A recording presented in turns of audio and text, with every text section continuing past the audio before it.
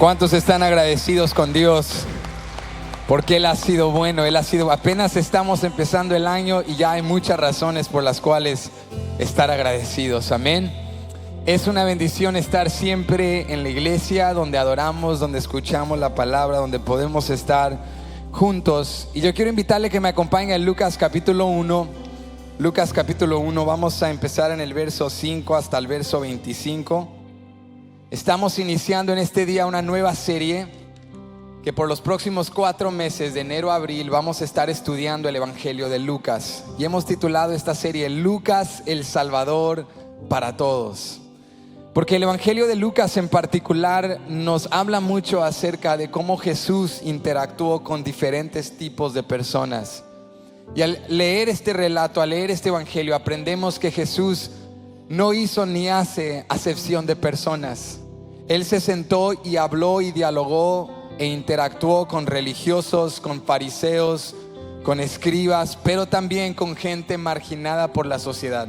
Se sentó y habló con pecadores, con gente que típicamente no tendría acceso a un rabí, a un maestro de la ley. Esperamos aprender a lo largo de esta serie no solamente que Cristo vino a salvarnos, sino también queremos aprender del ejemplo de Cristo al interactuar con personas diferentes. Aprender a amar a toda persona sin acepción alguna. Y vamos a iniciar nuestra serie con un relato de cómo Dios prepara el camino para la venida y el nacimiento de Jesucristo con un matrimonio, una pareja anciana bastante inesperada. Lucas capítulo 1, verso 5. Si usted lo tiene, puede decir amén. Dice así: hubo en los días de Herodes, rey de Judea, un sacerdote llamado Zacarías, de la clase de Abías. Su mujer era de las hijas de Aarón y se llamaba Elisabet. Ambos eran justos delante de Dios y andaban irreprensibles en todos los mandamientos y ordenanzas del Señor, pero no tenían hijo, porque Elisabet era estéril y ambos eran ya de edad avanzada. Aconteció que, ejerciendo Zacarías el sacerdocio delante de Dios según el orden de su clase, conforme a la costumbre del sacerdocio, le tocó en suerte ofrecer el incienso entrando en el santuario del Señor. Y toda la multitud del pueblo estaba fuera orando a la hora del incienso. Y se le apareció un ángel del Señor puesto en pie a la derecha del altar del incienso. Y se turbó Zacarías al verle y le sobrecogió el temor. Pero el ángel le dijo: Zacarías, no temas, porque tu oración ha sido oída, y tu mujer Elisabet te dará a luz un hijo, y llamarás su nombre Juan.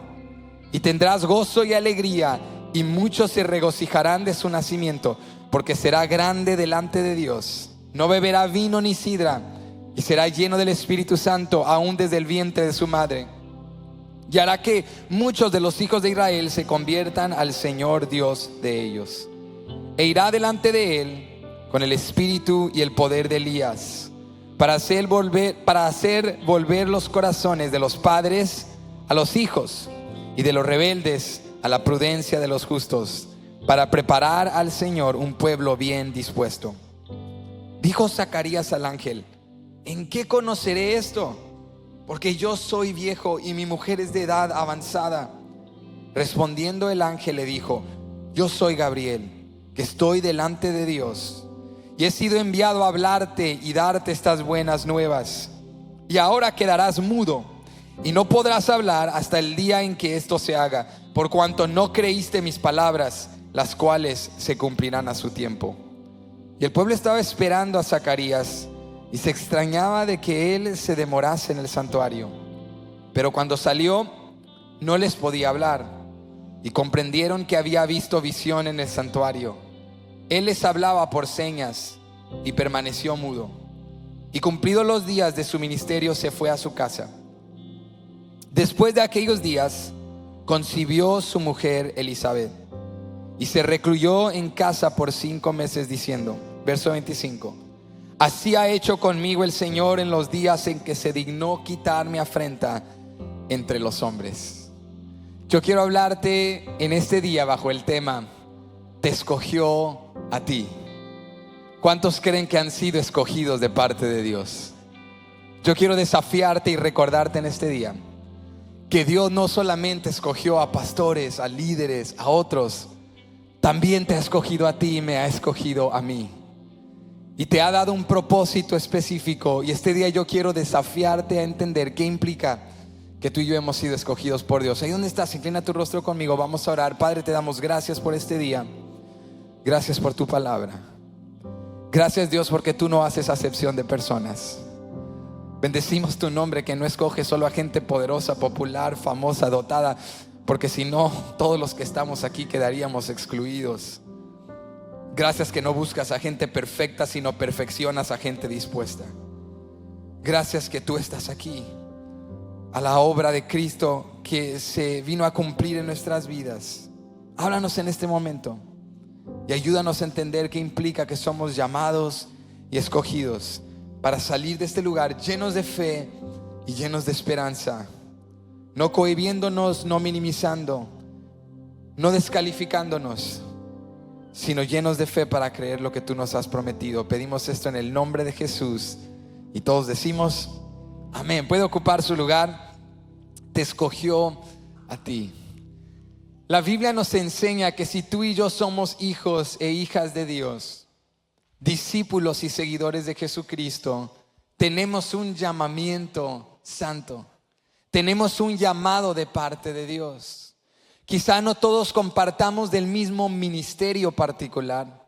Quizá no todos hemos sido dotados con los mismos dones espirituales, ni tenemos las mismas habilidades humanas. Pero si somos seguidores de Jesucristo, podemos descansar en esta convicción inamovible de que somos llamados por Dios. ¿Cuántos creen eso hoy en día?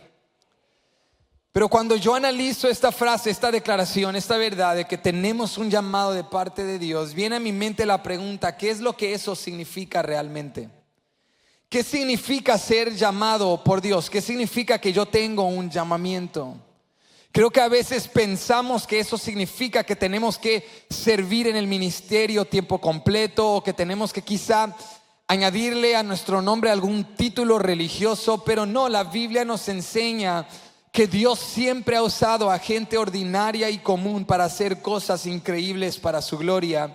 No necesariamente tenemos que tener una vocación tiempo completo para recibir un llamado de parte de Dios, sino nuevamente, si somos hijos de Dios, hemos sido llamados. Y la Biblia nos define el llamamiento santo que Dios nos ha dado de muchas distintas maneras, pero yo quisiera resumirlo en tres cosas. La Biblia nos dice que el hecho de que Dios nos ha llamado significa por lo menos estas tres cosas. En primer lugar, significa que Dios nos ha llamado ya no a vivir para nosotros mismos, sino a vivir para Él. El hecho de que tú y yo somos seguidores de Jesucristo y tenemos un llamamiento divino significa que ya no vivimos para nosotros mismos, sino que vivimos para Dios. Debemos vivir vidas santas, apartadas para Él y para lo que Él pide de nosotros. Ese es el primer aspecto de nuestro llamamiento. El segundo aspecto es que no solamente vivimos ahora para Él y no nosotros, sino que también tenemos un nuevo trabajo, una nueva responsabilidad, una nueva vocación de ya no trabajar para nuestras metas humanas, sino trabajar para Dios. Entendemos como hijos de Dios que todo lo que tenemos le pertenece a Él. Todo aspecto de nuestra vida debe fungir para cumplir la labor de lo que Dios nos ha encomendado. Ese es el segundo aspecto. Y el tercer aspecto es que entender el llamamiento de Dios sobre mi vida implica vivir en comunión con Él y vivir en comunión con otros por medio de la iglesia. Entonces, una persona que entiende que ha sido llamada por Dios reconoce estas cosas. Dios me ha llamado a vivir para Él, no para mí mismo. Me ha dado un nuevo trabajo, una nueva responsabilidad, y me ha invitado a ser parte de una nueva familia en la cual tengo comunión con Él y tengo comunión con los demás. Y yo creo que todas estas doctrinas y verdades que acabo de desglosar, todos los que estamos aquí, que somos hijos e hijas de Dios, creyentes, las afirmaríamos. ¿Cuántos afirmarían estas verdades? Dirían amén a estas cosas que acabamos de decir. Creo que todos las afirmaríamos, pero hay un aspecto adicional que quisiera destacar en este momento, y es que es una cosa abrazar y creer que Dios nos ha llamado, es otra cosa vivirlo en práctica. Y creo que aquí es donde entra un desafío de una inseguridad humana, que cuando nos sumamos a la iglesia decimos, sí, yo creo que colectivamente Dios nos ha llamado para estas cosas, pero luego en el aspecto personal batallamos con el asimilar la realidad de que Dios no solamente nos ha llamado como iglesia, sino de que Dios me ha escogido a mí. De que Dios me ha escogido en lo particular a mí. De que Dios me ha puesto en mi familia, si estás casado, en tu matrimonio, si eres soltero, en tu comunidad. Que Dios te ha puesto en donde estás, no por mera casualidad, sino que Dios te ha escogido para un propósito específico. Dios te ha escogido para marcar la diferencia allí en donde estás. ¿A cuántos nos ha pasado como cristianos que cuando tú ves un problema, tú ves algo pasando mal, tú ves algo en verdad que están batallando en tu círculo de influencia, que tu oración es: Dios, envía a alguien, haz algo? ¿Cuántos han hecho eso, verdad? Tú ves caos, ves mal, ves desorden, ves pecado, ves dolor, ves necesidad de un consejo, de que alguien sea evangelizado, y tú oras: Dios, envíales a alguien. Y Dios dice: hijo, hija, eres tú, ¿verdad? Yo te he escogido a ti, te he puesto allí con un propósito. Y yo creo que esta duda del llamamiento particular de nuestra vida, del que Dios nos ha escogido, viene de una inseguridad que fluye de una perspectiva más humana que bíblica. Una perspectiva más humana que bíblica. Con esto te quiero decir que nosotros creemos, tenemos la perspectiva humana de que Dios requiere a gente extraordinaria para hacer cosas extraordinarias. Nosotros tenemos aquel concepto humano, social, secular, de que gente que logra cosas grandes es porque es gente dotada, es gente poderosa, es gente adinerada, es gente llena de talentos, es gente que tiene alto estatus socioeconómico, y pensamos que Dios es de la misma manera. Decimos: no, Dios no me puede usar a mí, porque Dios solo usa a los más inteligentes, los más atractivos, los más prósperos, los más famosos, los más poderosos. Pero yo quiero decirte en este día que eso es equivocado, porque eso implicaría que Dios tiene alguna carencia. Eso implica que Dios solo puede hacer cosas grandes con gente grande, cosa que implica que Él requiere grandeza para hacer grandeza, que Él requiere a poderosos para hacer lo poderoso, requiere a sabios para hacer cosas sabias. Pero nuestra Biblia nos enseña todo lo contrario. Nuestra Biblia nos dice que Dios no requiere lo extraordinario para hacer lo extraordinario, que Dios con gente ordinaria y común hace cosas extraordinarias, porque el poder no está en los hombres, el poder está en Dios. La Biblia nos enseña que Dios no requiere nada de nosotros para hacer y cumplir lo que Él pide de nosotros. Dios solo busca una persona dispuesta, y Él te puede formar, y Él te puede dotar, y Él te puede equipar, y Él te puede bendecir. Pero Dios no requiere el poder para hacer el poder, porque Él es el Todopoderoso. Yo quiero enseñarte esto en 1 Corintios capítulo 1, verso 26 al 29, porque aquí el apóstol Pablo argumenta justo esta verdad. Mira esto conmigo. Él dice en el verso 26: pues mirad, hermanos, vuestra vocación, que no sois muchos sabios según la carne, ni muchos poderosos, ni muchos nobles. Hagamos un hincapié aquí, detengámonos por un momento. Me encanta esto de Pablo, porque es como darte una cachetada, pero amorosa, ¿verdad? Es como decirte: mira, seamos sinceros, no son tan nobles, no son tan sabios, no son tan increíbles como ustedes creen que son.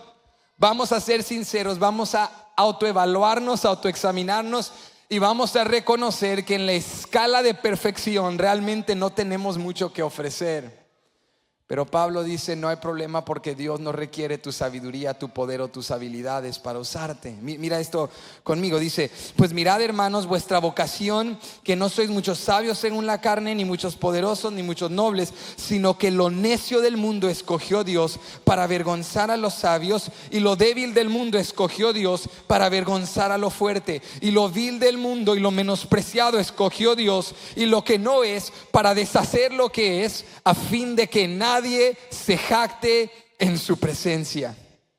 ¿Qué nos está diciendo el apóstol Pablo? Dios te escogió a mí, y Dios me escogió a mí, a pesar de nuestras debilidades, a pesar de nuestras carencias, a pesar aún de nuestro pecado, para demostrar su grande amor, su gran poder, y para que al final del día no quede duda de que toda la gloria le pertenece a Él.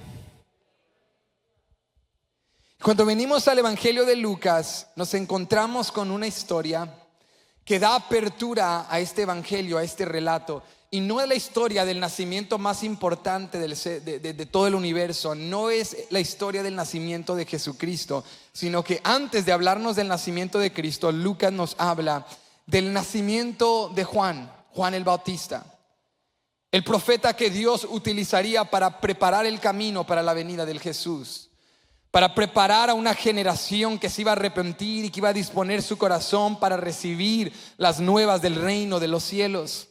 Pero nos cuenta Lucas que Dios trae este milagro del nacimiento de Juan a un matrimonio anciano y a una madre estéril.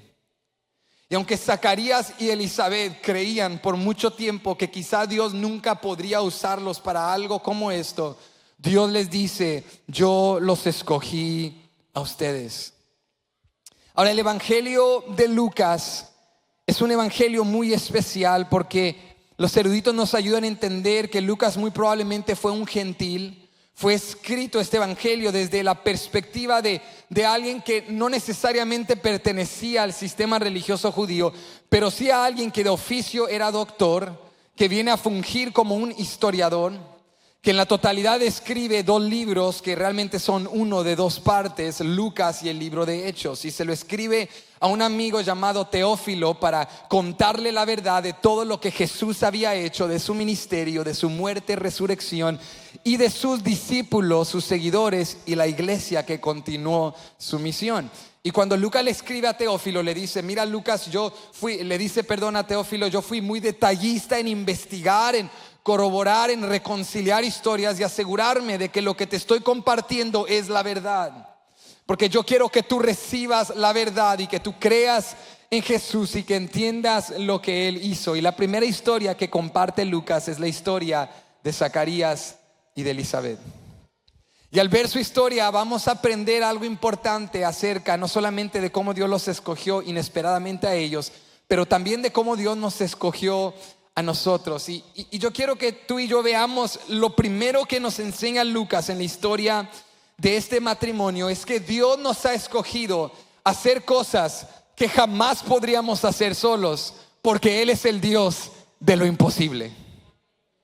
Dios nos ha llamado a hacer cosas que solos jamás podríamos lograr, porque Él es el Dios de lo imposible. Vuelve conmigo a Lucas capítulo 1, verso 5, y vamos a leer hasta el verso 7. Dice aquí: hubo en los días de Herodes, rey de Judea, un sacerdote llamado Zacarías, de la clase de Abías. Su mujer era de las hijas de Aarón y se llamaba Elizabeth. Ambos eran justos delante de Dios y andaban irreprensibles en todos los mandamientos y ordenanzas del Señor. Entonces, recuerda, Lucas está investigando. Quizá él recibió esta historia de Zacarías, quizá él la escuchó de alguien que fue un testigo ocular, pero él está corroborando datos y está escribiendo todo a lujo de detalle. Y en el versículo 5 y versículo 6 ya aprendimos ciertas cosas acerca de este matrimonio. Nos dice la Biblia que Zacarías era un sacerdote. Él ministraba en la presencia del Señor en el templo. Sabemos que era de la clase de Abías. Habían muchos sacerdotes en aquellos días y él era un hombre piadoso, era un hombre comprometido. En adición a eso, sabemos que Elizabeth, su esposa, era del linaje de Aarón, o sea, venía también de un linaje del sacerdocio. Es decir, era un matrimonio que tanto de su linaje, de su historia, de su trasfondo, venían de hombres y mujeres de Dios. Pero no solo eso, el verso 6 nos dice que eran realmente piadosos, eran irreprensibles, amaban a Dios, temían a Dios, ya eran ancianos que habían servido a Dios por muchos años, probablemente eran muy respetados en su comunidad.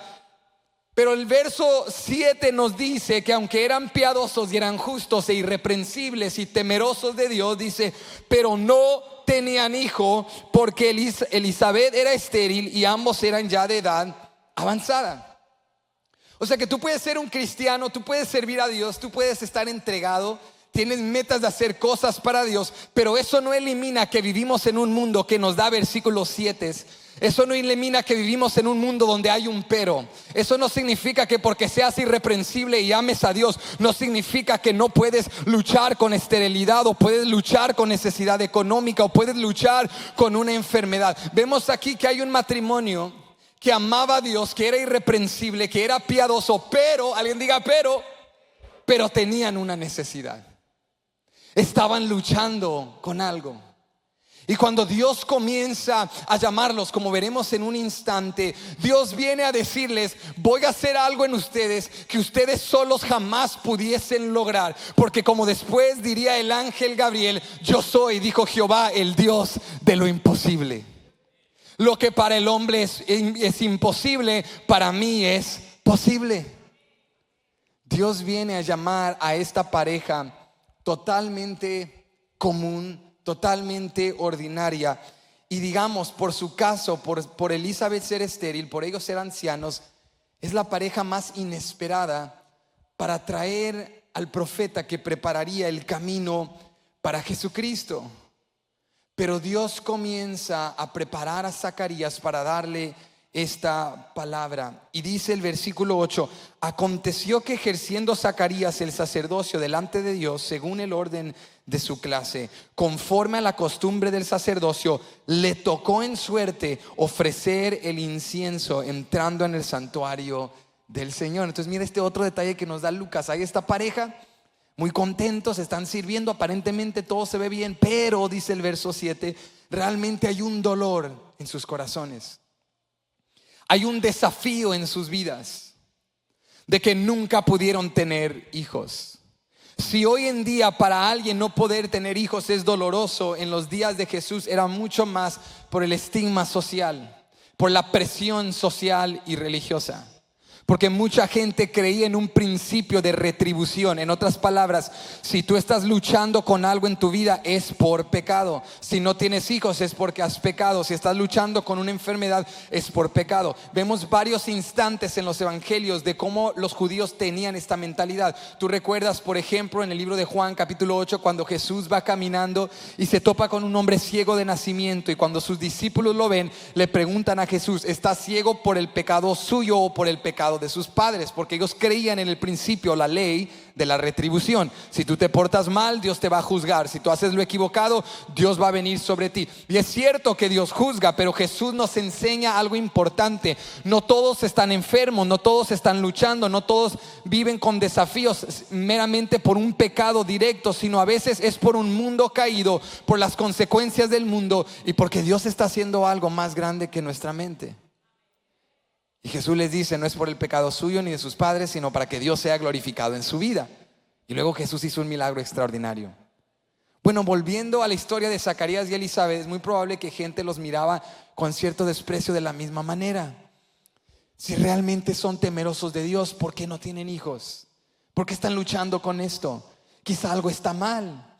Ya eran ancianos y encima de la presión social y religiosa, yo me imagino que Elizabeth por momentos se desanimaba porque sabía que gran valor de la mujer en esos días era atribuido al poder dar a luz a hijos, el poder dar un legado, el contribuir a lo que Dios estaba haciendo en la nación de Israel.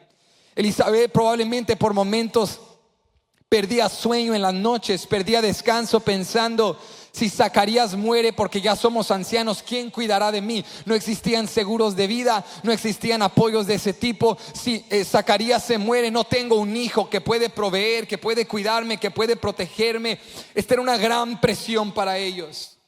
Elizabeth se sentía muy avergonzada, pero en medio de su desafío, Dios comienza a traer a Zacarías. Y dice la Biblia que un día, como de costumbre, cuando él iba a ministrar en el templo, verso 9 dice en la segunda oración, le tocó en suerte. ¿Cómo dice?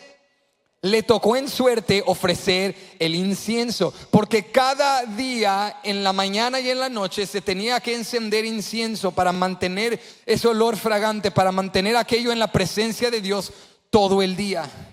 Pero la Biblia nos enseña, eruditos e historiadores nos ayudan a entender que para este entonces habían tantos sacerdotes que no todos tenían el privilegio de entrar al lugar santísimo para tocar, encender el incienso. No todos tenían este tipo de privilegio. Es más, había sacerdotes que duraban toda su vida sin participar de este privilegio.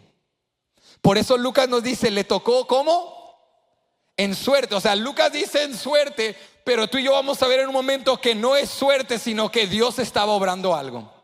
Porque hay momentos en tu vida donde tú piensas, es que me tocó porque estaba en el lugar correcto, al tiempo correcto, con la gente correcta, porque esta mañana me tomé el café del lado correcto, porque esta mañana me comí el desayuno correcto. Pero no es el desayuno, ni el café, ni el entorno, ni la gente, sino que cuando la bendición de Dios va sobre ti, puertas se abren, cosas suceden, Él te bendice. Era la bendición de Dios. Era la bendición de Dios sobre Zacarías. Y dice la Biblia que le toca este inmenso privilegio. Y quiero que imagines conmigo, Zacarías dice, wow, me toca entrar al lugar santísimo, entre el velo del lugar santo y el lugar santísimo.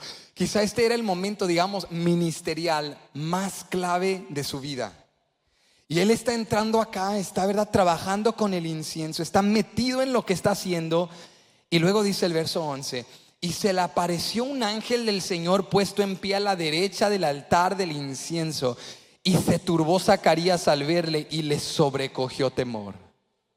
Hay gente, ¿verdad?, que hoy en día testifica que han visto ángeles. Y tú y yo creemos en ángeles, ¿verdad que sí? No porque yo te lo diga ni porque tú lo opines, sino porque está en la Biblia. Y la Biblia nos dice que los ángeles son reales y que son mensajeros de Dios y que Dios los utiliza para múltiples propósitos. Y ciertamente creemos que hay gente que quizá hoy ha tenido esas experiencias. Pero yo estoy un poco, ¿verdad?, dudoso, cuestiono cuando escucho aquellas historias que gente dice, se me apareció un ángel y era tan bonito, ¿verdad?, como un bebé así gordito, chiquito, hermoso, con unas alitas, que se apareció a darme unas palabritas. Pero si tú lees la Biblia te das cuenta que cada vez que un ángel se le aparece a alguien, solo en Lucas, unos versículos después, cuando el ángel se le aparece a María también, cada vez que un ángel se le aparece a alguien es la misma reacción siempre en la Biblia. ¿Alguien sabe qué es? Temor. Entonces, si a ti se te aparece un ángel, no va a ser un bebé gordito, chiquito, blanquito, hermoso con alitas, sino que va a ser una figura, un varón que se te va a aparecer celestial, irradiando de luz, tan diferente, tan fuera de serie de todo lo que has visto en este mundo, que la única reacción natural es temor. Entonces Zacarías está acá, wow, me tocó el incienso hoy. Soy especial, ¿verdad? Dándole gracias a Dios por este privilegio. Y de repente ¡puf!, se le aparece un ángel y le comienza a hablar. Y Zacarías se llena de temor, le sobrecogió el temor. Qué palabra más descriptiva. O sea, él estaba temblando, estaba atemorizando. No es un niño, no es un joven, no es un adolescente, es un anciano con vivencia, experiencia. Pero aún así está atemorizado porque está viendo algo que nunca en su vida había visto. Y dice el verso 13, pero el ángel le dijo, Zacarías, no temas, porque tu oración ha sido oída y tu mujer Elizabeth dará a luz un hijo y llamará su nombre Juan. Y tendrás gozo y alegría y muchos se regocijarán de su nacimiento. El ángel le dice a Zacarías, no tengas temor, porque el Dios de lo imposible se ha aparecido a tu vida, se ha aparecido a tu vida. Dios le dice por medio del ángel, yo estoy escogiendo a un matrimonio anciano, a una mujer estéril, para traer al profeta que preparará el camino para el Mesías, porque yo soy el Dios de lo imposible, porque yo no necesito las cosas que el mundo ofrece para lograr mis propósitos. Yo voy a hacer esto de una manera que no habrá duda que toda la gloria es mía y que yo estoy obrando en el asunto. Pero sabes, cuando Dios habla a tu vida directamente y te invita a ser parte de lo que Él quiere hacer, a veces lo que Dios pide de ti es tan grande, es tan extraordinario, es tan humanamente hablando imposible, que nuestra reacción, en lugar de ser alegría y fe, nuestra reacción es temor y duda. Muchas veces cuando Dios viene a desafiarnos, en lugar de abrazar en fe, dudamos. Y hay muchos ejemplos de esto en la Biblia, pero también hay ejemplos en nuestra vida personal. Cuando Dios te dice, quiero que des, quiero que hagas esto, quiero utilizarte, quiero levantarte para que tú compartas mi palabra, para que superes estos temores, para que superes estas inseguridades. Y muchas veces decimos, no, Señor, no me uses a mí, elige a alguien más, elige a otra persona. Pero Dios te escogió a ti. y te escogió a ti para hacer algo que solo no puedes hacer, pero que en su poder lo vas a lograr. La reacción de Zacarías no es una reacción de fe, es una reacción llena de duda. Y vamos a ver en un momento que lo que Dios iba a hacer en Zacarías y en Elizabeth era más grande que ellos. Pero yo quiero destacar en el versículo 13 cómo aunque era más grande que ellos, Dios también lo estaba haciendo porque los amaba. Porque mira la contestación de la oración. Dice: pero el ángel le dijo: Zacarías, no temas, porque tu oración ha sido oída, y tu mujer Elizabeth dará a luz un hijo y llamará su nombre Juan. O sea, han estado orando por esto. Han estado orando por esto. Le han estado diciendo a Dios: Dios, no te olvides de nosotros. Te estamos sirviendo, te amamos, te estamos buscando. Por favor, cumple esta petición, ayúdanos. Y el ángel le dice: Dios lo está haciendo porque te ama, pero Dios también lo está haciendo porque es imposible, y porque Él va a recibir gloria por medio de esto, y porque Él está haciendo algo extraordinario, algo increíble. Pero bríncate conmigo al versículo 18 y mira la reacción de Zacarías. Dijo Zacarías al ángel: ¿en qué conoceré esto? Porque yo soy viejo y mi mujer es de edad avanzada. Tú sabes cuando Dios te dice que hagas algo y tú le contestas diciéndole información que Él no te pidió, como que le estás informando de algo que Él desconocía. Zacarías, no es si tienes tiempo, Zacarías, esto es lo que va a pasar. Tu esposa se va a embarazar y va a dar a luz, y vas a llamar a este bebé Juan. Y Zacarías le dice: pero ¿cómo va a pasar esto si yo soy un viejo y mi esposa es de edad avanzada? Me interesa cómo él no dijo somos viejos. Fíjese cómo: yo soy viejo, ella es de edad avanzada. O sea, está informando al ángel como: ¿has visto a Elizabeth? Si se embaraza, se muere. O sea, literalmente dice la Biblia que cuando ella se embarazó, se recluyó por 5 meses porque tenía tanta vergüenza. No quería que nadie la viera, porque a su edad, con sus canas, antes de creer que estaba embarazada, iban a creer que se fue de vacaciones y comió demasiado. Entonces Elizabeth se fue a esconder. Era tanta la vergüenza. Entonces imagínate a Zacarías, porque a veces le pides algo a Dios: Dios, muévete en nuestra generación. Dios, restaura mi matrimonio. Dios, haz algo increíble. Y luego Dios viene y dice: ok, lo voy a hacer, pero te voy a usar a ti. Te escojo a ti. Y ahí decimos: no Dios, o sea, danos un hijo, pero ya que estás diciendo que lo vas a hacer, pues estoy un poco nervioso porque ¿qué va a decir la gente? Y somos ancianos y somos de edad avanzada. Y el ángel le contesta, verso 19: yo soy Gabriel, que estoy delante de Dios, y he sido enviado a hablarte y a darte estas buenas nuevas. Y ahora quedarás mudo y no podrás hablar hasta el día en que esto se haga, por cuanto no creíste mis palabras, las cuales se cumplirán a su tiempo. Entonces Dios le dice a Zacarías: voy a hacer algo imposible por medio de tu vida. Pero Zacarías cuestiona con duda, no cree. Entonces viene la corrección de Dios, y Dios dice por medio del ángel: bueno, entonces vas a quedar mudo hasta que esto se cumpla. En otras palabras, vas a quedar mudo por 9 meses.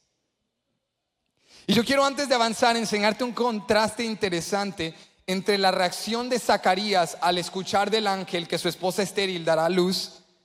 Y vamos a contrastar eso con María, la muchacha joven virgen, que también recibe una palabra que ella dará a luz. Pero mira la diferencia de la reacción de María. Entonces el ángel se le aparece a María y le dice: darás a luz un hijo y se llamará Jesús, será el salvador de su pueblo.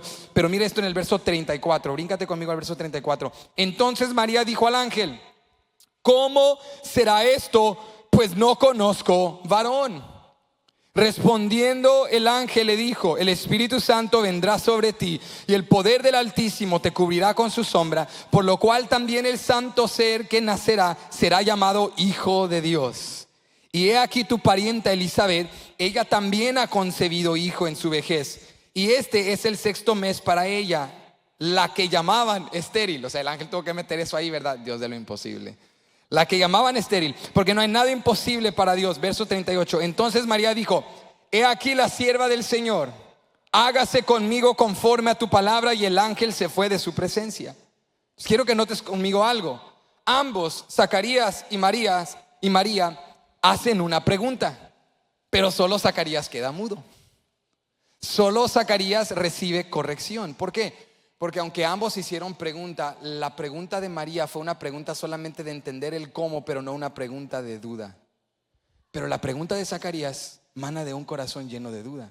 ¿Cómo será esto si somos ancianos? Yo soy viejo, mi esposa es de edad avanzada. Pero María solo dice, bueno, si esto es lo que Dios va a hacer, pero solo ayúdame a entender cómo lo va a hacer porque yo soy virgen.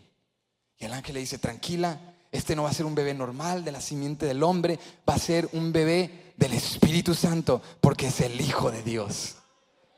Y cuando María escucha esto, dice, hágase con tu sierva lo que tú quieras hacer. Aquí estoy, Señor, utilízame. Y cuando yo leo esto, veo un inmenso desafío. Por eso Jesucristo nos dice que debemos ser como los niños si queremos entrar al reino de los cielos. Eso no implica que debemos ser ignorantes o debemos ser impulsivos o debemos ser desenfrenados como niños o inmaduros. Lo que eso implica es que debemos tener un corazón sano, un corazón que abraza con fe la palabra de Dios, porque vemos a una muchachita joven que no había entrado al lugar santísimo, que no tenía cabida en el sistema religioso, a una muchachita virgen que estaba comprometida a casarse, que al escuchar la palabra de Dios con un corazón sano la abraza en fe, pero la contrastamos con un hombre que es irreprensible, que es justo, que lleva todas. Yo quiero saber si en Templo Betania hay algún Zacarías que llevas años en la iglesia pero no le estás creyendo a Dios, que llevas años en la fe, tienes acceso al lugar santísimo, pero has dejado de creer lo imposible. Pero hoy Dios te está diciendo, quiero que seas un poco como María, no como Zacarías. Quiero que digas, Señor, heme aquí, aquí estoy, úsame, haz lo que quieras hacer. No me importa el qué dirán, no me importa la vergüenza social, no me importa el juicio religioso. Yo creo en tu palabra, y si tú me has escogido para hacer lo imposible, heme aquí. Zacarías, que se supone que debe ser el hombre lleno de fe, sobreanaliza las cosas. Porque a veces tenemos tantas categorías, tantos cuadros en nuestro razonamiento que tienen que encajar. Queremos que Dios confirme la confirmación previamente confirmada. Queremos que Dios nos desglose los 10 pasos de cómo serán las cosas. Queremos que Dios nos bendiga antes de tener que ser procesados. Queremos la tierra prometida antes de tener que cruzar el desierto. Pero Dios nos desafía a hacer cosas imposibles que solo no podemos hacer para que su nombre sea glorificado y para que conozcamos cosas acerca de Él que previamente desconocíamos. ¿Sabes que la manera con la cual o en la cual Dios trata con nosotros cuando tú y yo, en lugar de responder en fe, respondemos con duda? Es que Dios, en amor, como un buen padre, nos corrige. Dios no juzga a sus hijos porque el juicio es para los no creyentes. Ya estamos escondidos en Cristo, en Dios. La justicia de Dios ha sido imputada sobre nosotros. Ya no somos pecadores, esclavos del pecado. Ahora somos hijos e hijas de Dios, santos como Él es santo, redimidos por la sangre del Cordero. Pero el hecho de que Dios no nos juzgue no implica que no nos corrige. Porque Dios nos ama, nos corrige. A veces la corrección de Dios es como tener que cortarte para abrirte el cuerpo y tener que abrirte los huesos para llegar a donde está el tumor y poder hacer una cirugía y poder sanarte. Y no te voy a mentir, la corrección de Dios duele por un momento, pero después de eso quedas más fuerte. Después de eso aprendes cosas de Dios, y Zacarías no fue la excepción. Zacarías duda, Zacarías cuestiona, y el ángel dice, bueno, yo vine a darte buenas noticias, pero si no vas a creer, aquí viene la corrección de Dios, quedas mudo. Entonces la gente está fuera del templo como, Zacarías no ha salido, ¿qué está pasando? Y cuando Zacarías sale, a su sorpresa, la gente empieza a decir, Zacarías, tuviste que ver una visión, estabas ahí demasiado tiempo. Porque ellos sabían que estar en la misma presencia de Dios implica que cosas sobrenaturales pueden suceder. Y ellos dicen, cuéntanos qué visión viste. Y Zacarías comienza con señas, como ese juego que juegas, ¿verdad?, con la familia en fiestas navideñas, que dicen, ¿qué es? ¿Un abanico? No, una tortilla con mermelada, ¿verdad? Entonces Zacarías sale y empieza,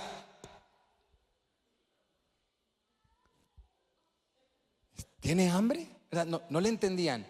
Y comienza con señales a tratar de decirles, no, Dios me acaba de dar una palabra, no se imaginan. Y no puede explicarles. Llega a casa con Elizabeth y comienza a tratar con señas y de maneras hacerle entender. Pero dice la Biblia que después de unos días concibió Elizabeth, estaba embarazada. Y dice la Biblia que la palabra de Dios se comenzó a cumplir. Y en todo este proceso, Zacarías estaba mudo.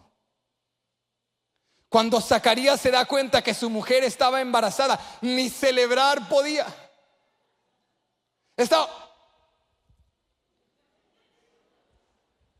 Pero déjame animarte, porque hay algunos de nosotros que en este mismo momento quizá no estás mudo, pero estás pasando por un proceso. Estás pasando por la corrección de Dios. Déjame decirte 3 cosas acerca de la corrección de Dios. En primer lugar, la corrección de Dios implica que Él te ama, porque Él solo corrige a hijos que Él ama. En segundo lugar, la Biblia nos enseña que la corrección de Dios no dura para siempre. ¿Cuántos le dan gracias? Y en tercer lugar, la Biblia nos dice que la corrección de Dios te santifica, produce algo en ti. Entonces yo sé que hay alguien ahorita que está desanimado. Hay alguien que Dios te había dado una palabra de vida, y en lugar de hablar, y en lugar de decretar, y en lugar de avanzar, estás mudo, estás cohibido, estás detenido, porque no has aprendido a confiar en Dios, porque no has abrazado en fe lo que Dios te ha dicho. Pero la Biblia dice que después de la corrección, no antes, alguien diga después. Después de la corrección, no antes. Después Zacarías pudo abrir su boca y celebrar la gloria de Dios en su vida. Porque aunque estuvo mudo por 9 meses, dice la Biblia que una vez que Zacarías vio a Dios cumplir lo que le había prometido y pudo abrir su boca, él comenzó a declarar la gloria de Dios. Hay alguien ahorita que está siendo procesado por Dios, pero después de la corrección, después de la disciplina, vas a ser más fuerte, vas a confiar más en Dios, vas a lanzarte en fe. Yo quiero enseñarte esto. Brinca conmigo al versículo 57. Dice aquí: cuando a Elizabeth se le cumplió el tiempo de su alumbramiento, dio a luz un hijo. Y cuando oyeron los vecinos y los parientes que Dios había engrandecido para con ella su misericordia, se regocijaron con ella. Recuerda que eso lo dijo el ángel. El ángel dijo: cuando el bebé nazca, todos regocijarán con ustedes, porque será un bebé escogido para un propósito divino. Y justo como lo dijo el ángel, así sucedió. Verso 59. Aconteció que al 8º día vinieron para circuncidar al niño y le llamaban con el nombre de su padre, Zacarías. Entonces Elizabeth da luz, la gente está atónita, la gente está celebrando, y Zacarías está ya mudo pero celebrando, ¿verdad? Calladito, alegre, contento. Ya ha sido procesado por Dios. Ya aprendió que a Dios no debes cuestionarlo. Ya aprendió que no debes dudar de las promesas de Dios. Ya quedó curado, ya vio la gloria de Dios. Pero dice la Biblia que cuando nace su hijo, vienen los vecinos y le dicen: ¿por qué no lo llaman Zacarías? Porque en la cultura judía era muy importante el nombre del bebé. El nombre del bebé implicaba un poco de su identidad, de su futuro, de su propósito. Y dicen: ¿por qué no lo llamas Zacarías? Zacarías Jr. Pero quiero que veas algo conmigo que sucede inmediatamente en el verso 60. Porque aunque hasta este punto no hemos visto mucho de Elizabeth, yo quiero que veas algo que vamos a destacar en un momento. Elizabeth era una mujer de Dios. ¿Cuántas mujeres de Dios hay aquí casadas con unos Zacarías? Pues confía en Dios, porque como Dios trabajó con Zacarías, Dios va a trabajar con tu marido. Porque dice la Biblia que bien le dice: Zacarías, llámalo Junior, es tu bendición. Jáctate, dale tu nombre, gloríate en lo que está pasando. Y mira lo que dice Elizabeth. Dice el verso 60: pero respondiendo su madre dijo: no, se llamará Juan. Elizabeth dice: este no es mi bebé, esto no es de nos, no se trata solamente de nosotros, esto es lo que Dios hizo. Y Dios nos dio una palabra, y Dios nos dijo que su nombre será Juan, y nosotros vamos a honrar la palabra de Dios. Entonces dice aquí, pero mira, la bendición ya no solo es con Elizabeth, esta mujer de Dios que dice, no, lo llamaremos Juan, sino ahora el Zacarías, lleno de duda, el que estaba incierto, el que cuestionaba, el que dijo soy viejo y ella de edad avanzada, ahora se llena de fe porque ha sido procesado por la corrección de Dios. Y quiero que veas esto. Dice entonces el verso 62, entonces preguntaron por señas a su padre cómo le quería llamar. O sea, en otras palabras, ignoraron a Elizabeth porque dijeron, esta mujer no sabe lo que está hablando. Entonces le hicieron señas a Zacarías. ¿Por qué le hicieron señas? Alguien ayúdeme. Porque estaba mudo. Cuando tú y yo estamos mudos, porque Dios está tratando con nosotros. Cuando tú te quebrantas en la presencia de Dios, viene un giro en tu vida donde ya nadie te tiene que hacer señas. Viene un giro en la vida del joven rebelde cuando Dios lo toca. Ya no es mamá, ya no es papá, es Dios quien lo toca. Ya no está mamá y en la madrugada pintándole el cabello de nuevo, cortándole, rompiéndole, ¿verdad? Pulseras, escondiéndole drogas. Llega un momento donde es Dios quien lo agarra, porque Dios lo ha procesado, que ya no le tienes que hacer señas. Ya él solito dice, ya entendí, el niño no se va a llamar Zacarías, el niño se va a llamar Juan. Se va a hacer lo que Dios dice. Llega un momento en tu vida donde ya tu esposa no te tiene que estar casi arrastrando a la iglesia. Por favor, ven a la iglesia, honremos a Dios, porque llevas 9 meses mudo, porque Dios ya te ha corregido, porque te ama, porque Dios ya te ha procesado. Sabes, hay cortadas que vienen del mundo que te van a matar, que te van a destruir, pero los cortes de Dios son los cortes de un médico, de un cirujano que viene a abrirte, que no te va a herir, que no te va a destruir, que sí va a doler, pero luego te va a sanar, para que tú como Zacarías ya no te tengan que dar señas. Dice la Biblia que Zacarías tomó unas trabillas, unas tablas pequeñas y dijo, ya no me tienen que hacer señas, y empezó a escribir, el bebé no se llamará Zacarías, el bebé se llamará Juan. En esta casa se va a hacer lo que Dios dice, aquí se va a cumplir lo que Dios dice. Aquí ya no se trata de lo que yo pienso, ni de lo que Elizabeth piensa, ni de lo que ustedes piensan. Aquí se va a hacer lo que Dios dice, porque Dios me escogió a mí a hacer algo que solo no podía hacer, porque Él es el Dios de lo imposible. Me dijo que tendría un hijo, me dijo que se llamaría Juan. Aquí está el hijo, y aunque esté mudo, su nombre será Juan. Y yo quiero que veas algo conmigo. Cuando tú obedeces la palabra de Dios, cuando tú crees que Dios te ha escogido a ti, cuando tú recibes en fe lo que Dios ha decretado sobre tu vida, entonces las puertas de los cielos se abren. Dice el versículo 64, al momento fue abierta su boca y suelta su lengua, y habló bendiciendo a Dios, y se llenaron de temor todos sus vecinos, y en todas las montañas de Judea se divulgaron todas estas cosas. Es que hay alguien que está trabajando pero no ve el fruto de su labor, se está esforzando pero nada fructifica. Tienes el almacén pero siempre está vacío. Pero cuando comiences a honrar la palabra de Dios y los cielos se abran sobre ti, entonces tu boca se va a desatar, tu lengua se va a liberar, y vas a decretar palabras de vida, y vas a bendecir el nombre de Jehová, no antes sino después.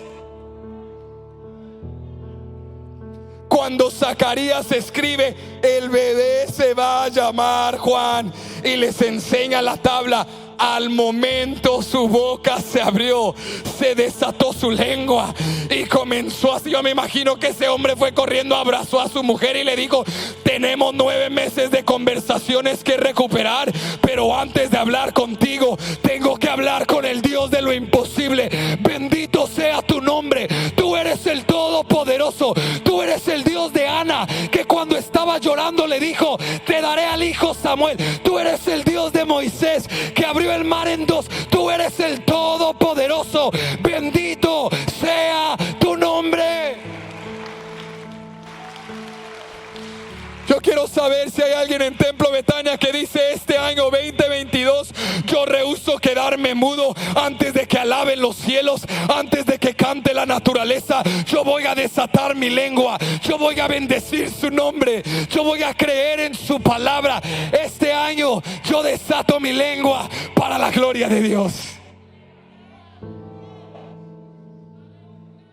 La gente estaba atemorizada al ver el poder y la gloria de lo que Dios había hecho. Y dice la Biblia que Zacarías comenzó a bendecir a Dios, a bendecir a Dios. Es más, Lucas nos describe la profecía de Zacarías, que cuando Zacarías ve a su bebé Juan, no lo hace acerca de sí mismo, ni de su esposa Elizabeth, ni de Juan. Zacarías entiende algo, porque cuando tú honras a Dios, no solo las puertas de los cielos se abren, tu perspectiva cambia, tu mentalidad cambia, abrazas la verdad y la verdad desata algo en ti. El que estaba incierto, el que dudaba, el que no confiaba, ahora en el versículo 76 comienza a profetizar y dice Zacarías: y tú, niño, profeta del Altísimo serás llamado. Le está hablando a su hijo Juan: y tú, niño, profeta del Altísimo serás llamado, porque irás delante de la presencia del Señor para preparar sus caminos, para dar conocimiento de salvación a su pueblo, para perdón de pecados, por la entrañable misericordia de nuestro Dios, con que nos visitó desde lo alto la aurora, para dar luz a los que habitan en tinieblas y en sombra de muerte, para encaminar nuestros pies por camino de paz. Zacarías dice: Juan, hijo, serás llamado Dios, profeta del Dios Altísimo. ¿Por qué? Porque tú prepararás camino para aquel que será la aurora, la luz todopoderosa. Viene la luz del mundo, viene Jesús el Salvador. Dios está haciendo algo más grande. Qué increíble va a ser cuando tú veas que aquel esposo apático, desconectado, que no tomaba iniciativa, que no buscaba a Dios, se va a levantar como un Zacarías en tu casa después del proceso de Dios y va a declarar la palabra de Dios sobre tu familia. ¿Cuántas hermanas reciben esa palabra en el nombre de Jesús? ¿Qué va a suceder en tu vida cuando tú te levantas, desatas tu lengua, no para hablar negatividad, no para impregnar el entorno con pesimismo, no para hundirte en inseguridades? ¿Qué sucede cuando desatas tu lengua para hablar y decretar la verdad de la palabra de Dios, que restaura, que sana, que transforma, que desata la luz de Cristo donde había tinieblas? ¿Qué sucede cuando te levantas en el poder de Dios? Vimos en primer lugar que Dios nos escoge a hacer lo que no podemos hacer solos, porque Él es el Dios de lo imposible. Pero vemos en segundo lugar que Dios nos escoge no por lo que tenemos ni hemos hecho, sino por lo que Él hará en nuestras vidas. Zacarías dice: por su entrañable misericordia, por su bendito nombre. Porque ¿qué entendió Zacarías después de los 9 meses? Zacarías entendió: yo no sumé nada a la mesa. ¿Te das cuenta de eso? Elizabeth, Zacarías y María y José no sumaron nada a la mesa, no trajeron nada. Elizabeth era una anciana estéril, Zacarías un sacerdote común anciano, María una virgen joven. No sumaron nada. Pero acá está el principio. No se trata de qué tú y yo traemos a la mesa, se trata de aquel que vino a nosotros y lo que Él hace en nosotros. Te escogió no por lo que tienes ni lo que puedes hacer, te escogió por lo que Él hará en ti y lo que Él hará en mí. No dejes que el enemigo te descarte hoy. Cuando tú vienes a la mesa y dices: yo no tengo nada, porque en la mesa de Cristo, nos enseñará Lucas, está sentada la prostituta, está sentado el pecador, está la estéril, está el carente, está el orgulloso, está el religioso, está el débil, está el fluctuante. Pero no se trata de lo que ellos traen o no traen a la mesa. Se trata del Hijo de Dios que vino como el sacrificio propicio, el que vino a tomar nuestro lugar, el Cordero Pascual. Se trata de Él, de lo que Él hizo y hará en nosotros. La Biblia dice que Zacarías celebra porque entiende la lección. Yo no traje nada, yo no tengo nada que ofrecerle a Dios, pero mira lo que Dios ha hecho. Y algo importante que no hemos destacado hasta este momento: cuando yo leí esta historia y miraba la gente inesperada que Dios decidió utilizar, a los que escogió, me llamaba mucho la atención que no escoge a una mujer común y a un matrimonio común. Escoge a unos ancianos y una mujer estéril y a una virgen joven. ¿Ves eso conmigo? Escoge ancianos y jóvenes. Cuando yo vi esto, Dios me comenzó a ministrar, porque en lo particular en nuestra iglesia, en Templo Betania, hemos visto la mano de Dios, cómo Él está obrando en nuestra iglesia, ser una iglesia multigeneracional. Y en estos últimos, digamos, 2 años hemos visto el desafío en una pandemia global de trabajar juntos, de colaborar juntos. Y a veces el enemigo quiere traer desánimo, a veces el enemigo quiere traer enemistades, quiere traer división. Pero tú y yo tenemos que aprender no a dividirnos como generaciones, sino a reconciliar generaciones, a unirnos para la obra que Dios quiere realizar. Cuando yo veo esto, yo me pregunto: Dios, para preparar el camino de la venida del Mesías, escogiste a 2 generaciones, ancianos y jóvenes. Era un milagro multigeneracional. Dios estaba haciendo algo más grande. Aunque se trataba de Elizabeth y de Zacarías recibiendo su milagro, y aunque se trataba de María siendo usada por Dios, también se trataba de algo más grande que Dios estaba haciendo.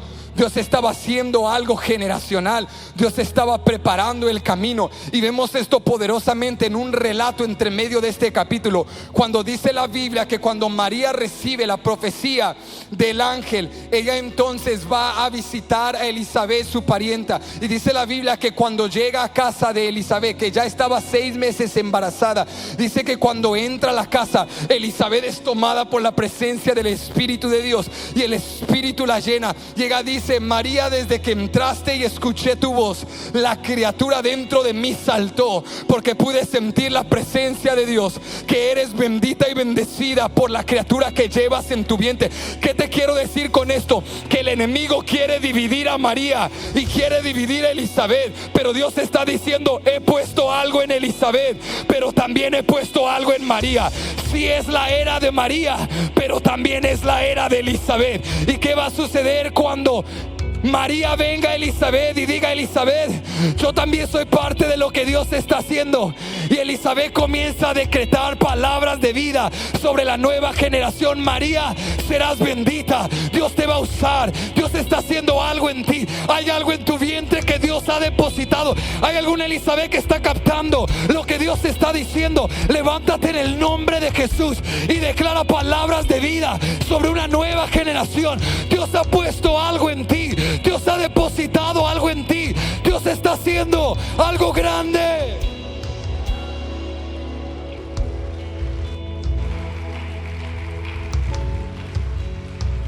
Sí, porque el enemigo quiere desanimarnos y decirnos: mira, ya eres un anciano, ya tu era de oro ha pasado, ya tu tiempo se ha acabado, solo eres un joven, no puedes lograr nada, no tienes influencia, no tienes los recursos. Bueno, bendito sea Dios, que Él nos da palabras de vida que destruyen todas las divisiones que el enemigo quiere crear, porque Dios quiere levantar una generación que se una. Dios quiere levantar un pueblo que se ame, que seamos unidos por un mismo espíritu, un mismo Señor, un mismo evangelio, una misma palabra, y que vayamos determinados a cumplir la misión que Dios nos ha dado, a decir: sí, Dios ha escogido a Marías, pero Dios también ha escogido a Elizabeth. No eres demasiado anciano, no eres demasiado joven, no eres demasiado débil, no eres demasiado carente. Tu pasado no es demasiado oscuro, porque Cristo lo es todo en todos. Ven a Él. Él no busca talentos, habilidades y dinero y gloria humana. Él solo busca a alguien dispuesto que diga: heme aquí.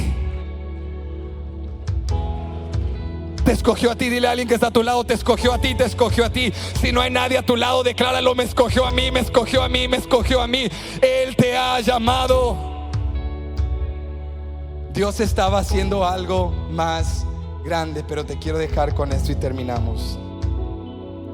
Vimos que Dios nos escogió a hacer algo que solo no podemos hacer, porque Él es el Dios de lo imposible.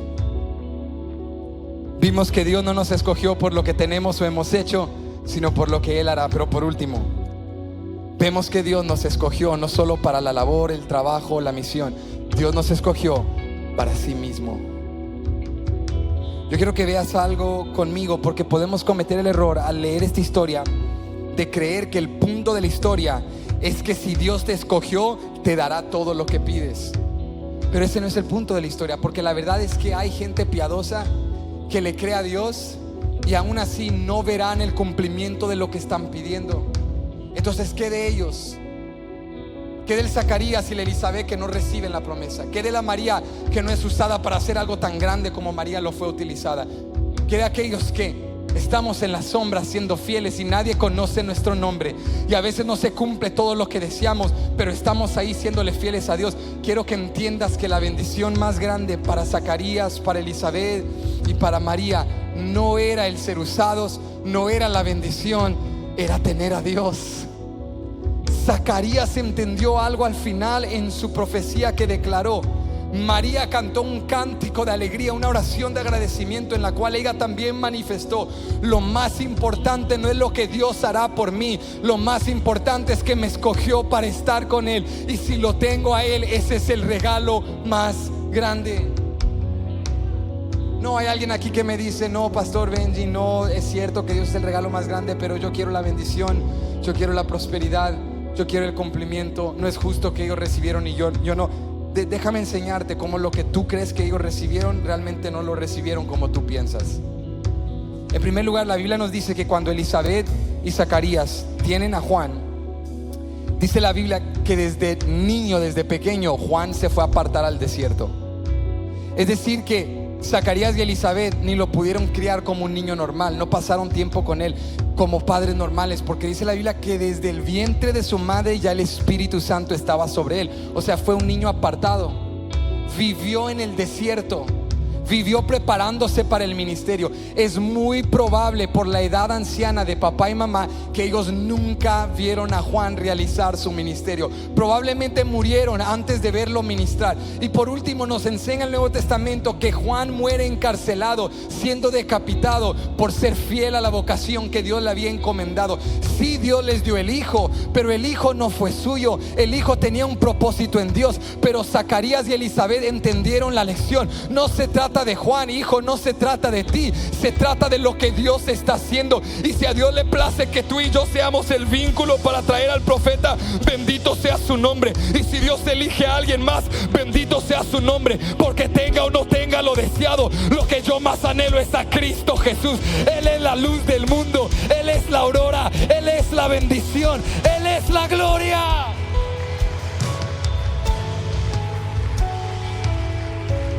Te escogió no para algo, te escogió no para alguien, te escogió para sí mismo. Escúchame, en el cielo ya no habrá trabajo, ya no habrá dinero, ya no habrán posesiones, ya no habrá matrimonio, ya no habrá intimidad, ya no habrán familias. De la misma manera, en el cielo no habrá nada de eso, no habrá playa, no habrá vacaciones. Entonces tú dices: no, pues no me quiero ir al cielo yo. Sí, porque nuevamente pensamos más en perspectivas humanas que bíblicas. Nosotros queremos un cielo. Te hablo de mi cielo, te cuento mi cielo y tú me cuentas el tuyo, ¿verdad? En mi cielo hay unas sandías del tamaño de edificios con tajín y limón que fluyen así, mira. Y tú te caes como resbaladero y entras a un cóctel de frutas. En mi cielo habrá, quién sabe, Dios, que me imagino. Y en tu cielo habrá otras cosas que para ti es lo ideal. Pero el Nuevo Testamento nos enseña: lo más importante del cielo no son las cosas, porque lo más importante que sacia el corazón del ser humano es Jesús. El punto del cielo es estar con Él.